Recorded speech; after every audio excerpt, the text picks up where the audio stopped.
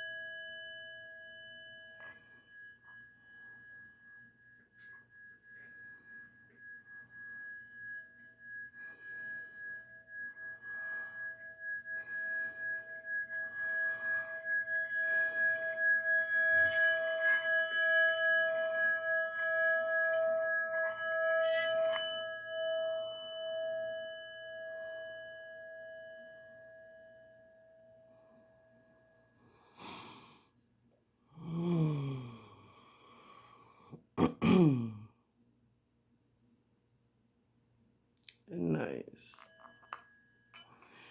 So, a couple months ago, I remember when I had my hair in dreads, I had a toothache, right? And this is where these healing bowls I gotta tell you about. So I knew that there was something going on with my tooth, but I hate the dentist.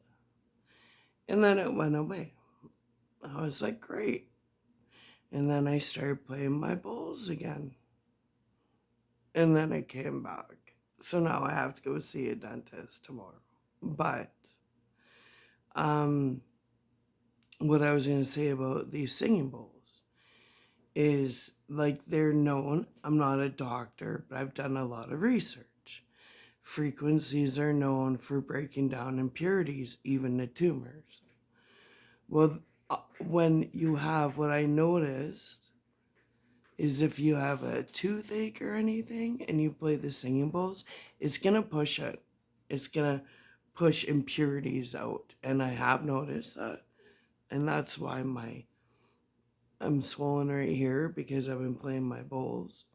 And whatever is going on with that tooth that was happening 2 months ago, it's just whatever it is, what it is. So I do want to tell people about singing bowls, that they're not just for fun. They're not just music. They literally push impurities out of you. So when you have people projecting on you, sending you black magic, whatever else, the singing bowls are really good because they're sending you impure intentions. You play the frequencies, you're rebuking it. So whatever this is, what I'll tell you right now, was supposed to be 1,000 times worse. One, I'm anointed, and I've told everybody that. And that's like, I mean, they've been gang stalking me since I was a toddler. I remember my mom and sister throwing me down every day. The laundry chute when I was like, well, that was Mill Woods. We moved to Sherwood Park when I was 3. My mom and sister used to throw me down the laundry chute when I was under the age of 2 all the time. And I remember hitting my head on the washer. So Chelsea, or my mother and my sister, have been trying to take me out since I was born. And I used to watch I remember seeing a party in Mill Woods where my mom and her friends put a raw egg in my dad's drink and he almost died. So my mom and sister have been trying to take me and my dad down since I can remember. Like, it's been nonstop. I even remember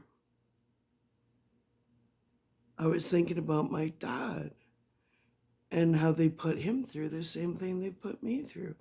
I remember my dad going to a Genesis concert, and Jackie or Yvette, one of those cousins, Trailer Park, whatever, all they could do was tell the entire family, like everybody. They were like, ring, ring, ring, ring.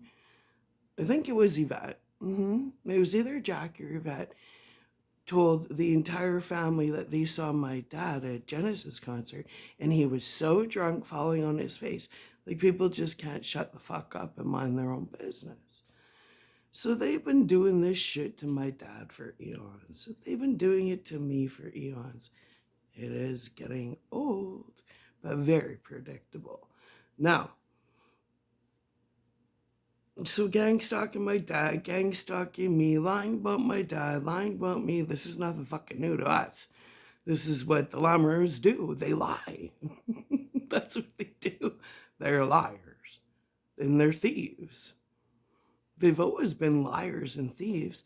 If I think about my cousins, they were trailer park trash. Yvette didn't have a pot to piss in. Are you kidding me? When she moved to Sherwood Park, it's because Megan's dad was fucking around on her. And he wanted nothing to do with her or Megan. Because she's a headache. So then she moved to Sherwood Park. Not pot to piss in. She had this big green rusty car, and the speedometer didn't even work. Like, she had nothing. She lived in the basement suite of some big guy because she used to work at a liquor store, and he was a regular, and she lived in his basement suite. I'm not sure what she did when she couldn't pay rent, but I can only imagine. Because I do remember her trying to sweet up my dad's friend, Dave Briscoe, And I remember being with her when Dave Briscoe, I was like 11, because she was suing him for his money, like they all do, because they're all dropouts, like they're idiots. And so Dave Briscoe, I remember being with her when he took her. She was totally using him. She was leading him on. She met him at one of my parents' parties. I remember that party. Well, Dave Briscoe had taken her to West End to get a red dress because she was going to be a sunshine girl. Okay. And she let him spend all this money on him, and then she had nothing to do with him. You wonder why I don't talk to my family, hey? Because they're gold diggers. They're liars. They're not who they say they are. So my cousin came here with no pot to piss in, and then she basically seduced a 24-year-old when she was in her mid-30s, maybe late, who ended up being Dean, her husband. Now, Dean had no clue what he was getting himself into, let me tell you. Well, anyways, and that's not defamation of character, that's truth, and I didn't give you their last name, so I'm sure you can figure it out. But anyways, so my dad and I have had Target on our back since I can remember. Now, I mean, I just don't understand a bunch of people that have drug problems and alcohol problems run around pretending they're perfect. Okay. Should I tell them about when he got crabs? You know who I'm talking about. Another family member, a cousin. That was so funny when she was bragging to me about catching crabs from a random cowboy she slept with. Yeah, and you wonder why I don't want to be around family, because their stories are disgusting. They really are disgusting. And I could spend hours telling you stories about these useless people I was born into. I didn't ask to be born into a bunch of freaks, but I was.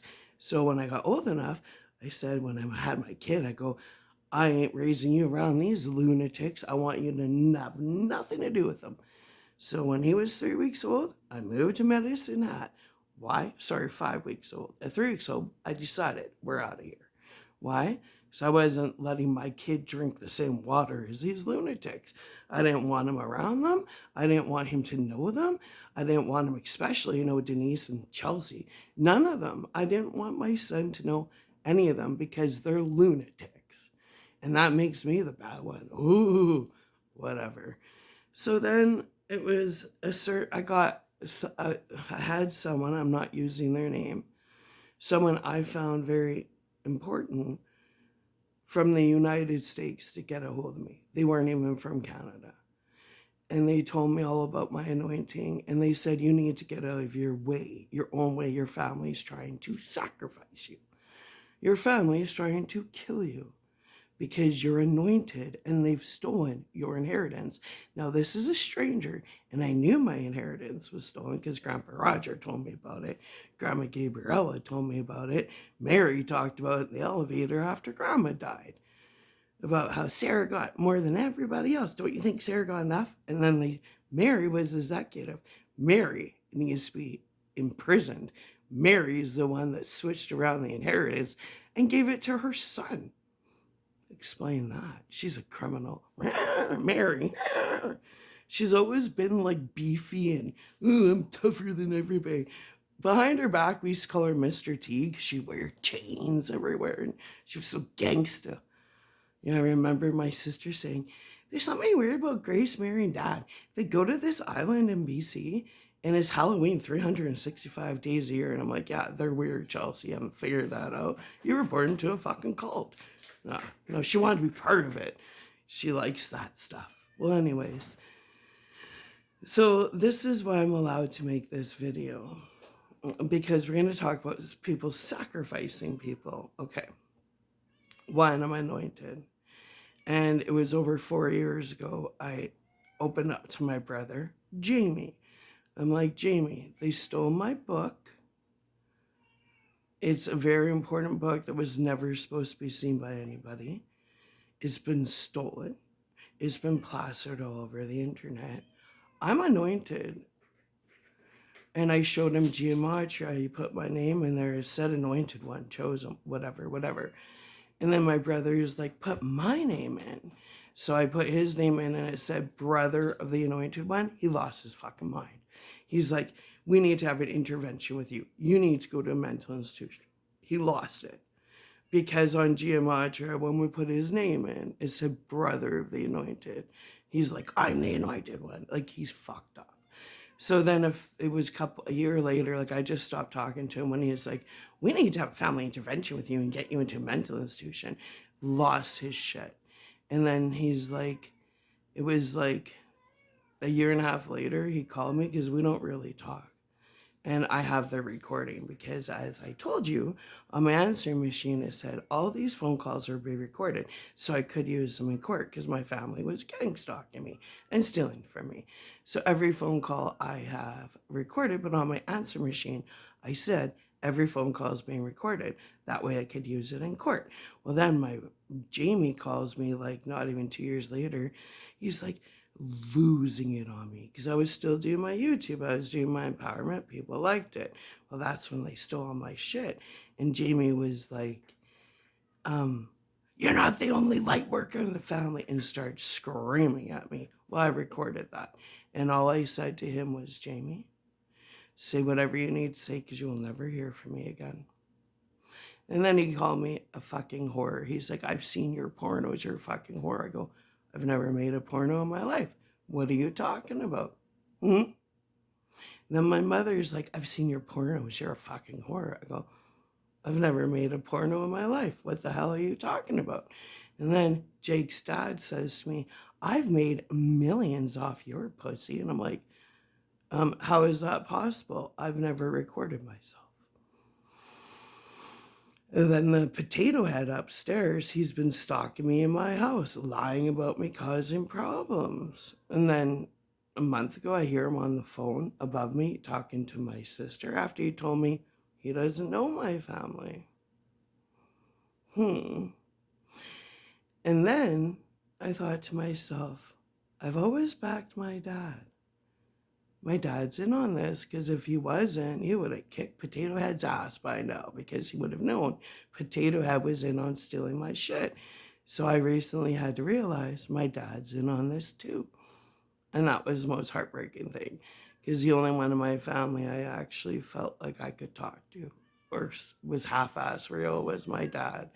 And then I found out he actually collaborated with Denise and all these lunatics to go against me. So now I've had to let go of him because I was holding on to him. I was hoping to God that he was behind the scenes on the good side of history. But the fact that Potato Head, I haven't heard a bunch of Harleys show up and have a little chat with him for doing what he's done to me. So if Dad hasn't dealt with Potato Head upstairs, it means Dad's in on it. So anybody in on this, you'll never hear from me or talk to me again. Hence the lack of a Father's Day phone call. You're in on it. Either you're in on stealing the inheritance I got from Grandpa Roger when I was a kid, or you're in on stealing the inheritance that I was supposed to get from Grandma Gabriella, or you're in on stealing the inheritance that was left to me from the Lamoureux. But Dad, you're in on it because you would have dealt with Potato Head by now because you're obsessed with money. And if anybody was to steal from me and you knew you were connected with me and that money could have been shared with you, you would have kicked their ass by now unless you were in on it. Do I look stupid? Do I have idiot written on my forehead? I don't fucking think so. You guys do.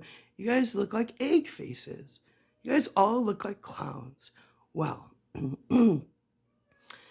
when I woke up this morning, I was permitted to make this video. Why? Let's talk about sacrifice. One, you can't sacrifice an anointed person. Two, I'm on a mission and I knew about my mission for fucking ever. So you think God's going to let you take somebody down that's on a mission, basically employed by God? I don't think so. You guys are fucking morons. Well, let's get to the meat and potatoes of the whole thing. You guys want to sacrifice me or even anybody. The only way a sacrifice would work is if you actually love the person. It's called a sacrifice because you're sacrificing something you love. Now, if you hate celery and for Advent you're going to sacrifice eating celery, that's not a sacrifice because you don't like celery. Now, if you're going to give up cheesecake for Lent and you love cheesecake, well, that's a sacrifice, right? Well, here's the thing. Justin never liked Jake. So for Justin to sacrifice Jake, it didn't work because he never liked him. He's always beaten on Jake. He's always been a prick to Jake. So his little sacrifice of his son Jacob didn't work because it's not a sacrifice. Because to him, Jake is celery and he hates celery. He's mustard. Justin hates mustard. So in Justin's mind, Jake's mustard. So if he sacrifices mustard for Lent, it's not a sacrifice. You gotta sacrifice your cocaine or your beer or your woman or your men, Justin. That's a sacrifice. As for me, none of you guys ever liked me. That's why you guys have been trying to take me down since I was like a toddler, but you never liked me. So again, your sacrifice wouldn't work. Why? Well, Dad, I'm an egg to you, and you're allergic to eggs. So for you to try and sacrifice me, it ain't gonna work. You gotta sacrifice something you actually love. Besides the reflection in the mirror. Well, and the rest of you guys, you never liked me either. So try and sacrifice me. It doesn't make sense. You gotta actually sacrifice something you love if you want it to work. Well, that's about it for now. Bye. I hope that enlightened you, non-playable character, Klaus, about trying to sacrifice one, an anointed one, two, someone on a mission, and three, when you sacrifice something, it's actually going to be not even something you like, but something you love.